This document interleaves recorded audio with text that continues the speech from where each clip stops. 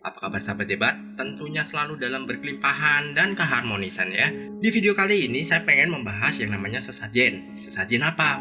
Mistis banget nih. Nah, kalau yang sesajen seperti itu, silakan. Itu kan namanya tradisi, itu budaya, nggak ada masalah. Memang budaya harus dihargai. Tapi sesajen yang saya sampaikan di sini adalah sesajen yang sifatnya ilmiah dan itu berhubungan dengan diri kita sendiri. Kenapa?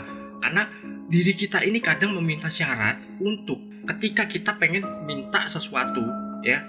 Misalkan nih, yuk jualan yang laris yuk, setiap orang bisa kesini, terus setiap orang yang datang kesini itu beli. Nah, misalkan untuk yang berdagang. Terus misalkan nih, kita yang jualan online. Siapa yang lihat iklanku atau promosiku di sosial media, nanti dia akan beli. Tapi kadang kita lupa ya. Kalau kemarin kita udah membahas yang namanya jimat. Jimatnya apa? Batas minimal uang. Terus ada lagi bagaimana kita berdagang, kita komunikasi dengan barang dagangan kita.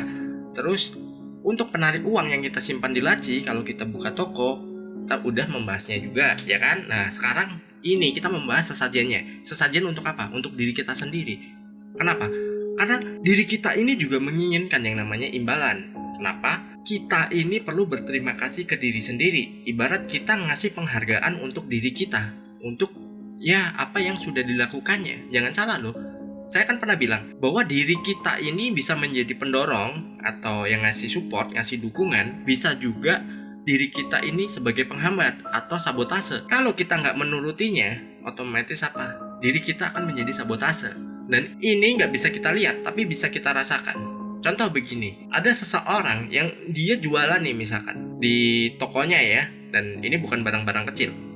Misalkan nih, omset hari ini kurang karena dia ada target. Nah, dia melakukannya gini, udah deh, yuk jualan yang banyak, nanti ku turuti apa mau kamu. Dia ngomong ke dirinya sendiri, dan biasanya sesajennya ini adalah makanan, ya nggak aneh-aneh.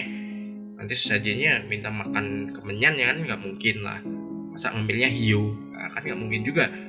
Paling diri kita ini minta makanan yang dia suka. Apa nih? Misalkan sate kambing, ya udah turutin aja. Kita bisa menjanjikan seperti itu, tapi jangan dilanggar ya, jangan ditolak nantinya. Begitu udah bener-bener rame, terus akhirnya kita nggak nurutin. Kapan-kapan aja lah. Jangan, harus langsung dituruti. Atau kita kasih dulu.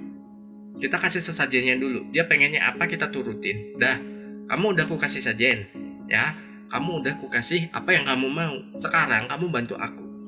Tarik pembeli datang, tarik pembeli untuk transaksi. Tarik banyak uang untuk datang padaku. Dan nanti aku akan kasih lagi sesajen untuk kamu. Nah, ini yang pertama. Yang kedua, kadang sesajennya itu berupa pakaian. Dan ini biasanya mintanya juga nggak setiap hari ya. Untuk sesajen yang pakaian ini nggak tiap hari. Dia mungkin setahun sekali atau berapa bulan sekali dia baru pengen ganti baju dong. Bajunya pengen warna tertentu. Ya turuti aja, nggak ada masalah. Biasanya dia nggak milih harus yang mahal atau harus yang mewah, nggak seperti itu. Selama kita bisa memanjakan, kita bisa memberikan penghargaan untuk diri kita sendiri. Diri kita ini akan menjadi pendorong untuk kemajuan hidup kita, untuk kemajuan apa yang kita inginkan. Misalkan kita pengen banyak rezeki ya, diri kita juga jangan dilupakan. Kadang gini, ada cerita nih, ini seorang pengusaha, teman saya, dia pengusaha tekstil dari merek-merek terkenal ya. Mungkin teman-teman kalau di mall ketemu merek-merek terkenal. Nah, salah satu produsennya ini adalah teman saya ya. Dia memproduksi beberapa merek yang itu skala nasional. Suatu ketika dia bertanya, aku ini gak pernah dapat duit. Loh kenapa? Kan penjualan tinggi. Iya, karena uang tuh habis untuk gaji karyawan. Maklum karyawannya ratusan. Tapi tahu gak, begitu saya tanya, doanya gimana? Ya berdoanya bermanfaat bagi banyak orang. Ya sudah dikabulkan kan, benar kan? Berdoa agar bermanfaat bagi banyak orang. Terus akhirnya apa? Rubah doanya ke diri sendiri dulu, baru ke orang lain. Jangan mendoakan untuk ya kita jadi sesuatu yang hanya lewat aja. Tapi kita juga harus mendoakan bahwa diri kita ini yang menampung, diri kita ini yang memiliki, baru kita membagi, kita punya manfaat. Kadang orang bermanfaat bagi orang lain tapi dirinya nggak punya apa-apa juga, kasihan juga kan. Itu contoh sederhananya. Dan ini akhirnya apa? Gini aja, diri sendiri dikasih penghargaan dulu. Pengen apa? Kebetulan pas waktu itu saya main ke pabriknya. Coba pikirkan, diri Anda ini pengen apa? Ternyata apa? Pengen iga bakar. Oke? Setelah itu ngajak saya, udah yuk makan iga bakar aja yuk. Kok malah saya diajak? Udah yuk. Akhirnya jalan. Dan setelah itu apa? Setelah kita makan, kita diskusi tentang law of attraction. Kebetulan dia juga menerapkan law of attraction. Dan akhirnya apa? Begitu udah balik, ada telepon nih. Ada job besar dari Timor Leste. Dia diminta untuk memproduksi seluruh seragam polisi dan tentara di sana. Bayangin tuh, baru sekejap ya, nggak nyampe 2 jam. Udah, akhirnya apa? Terbayar kan?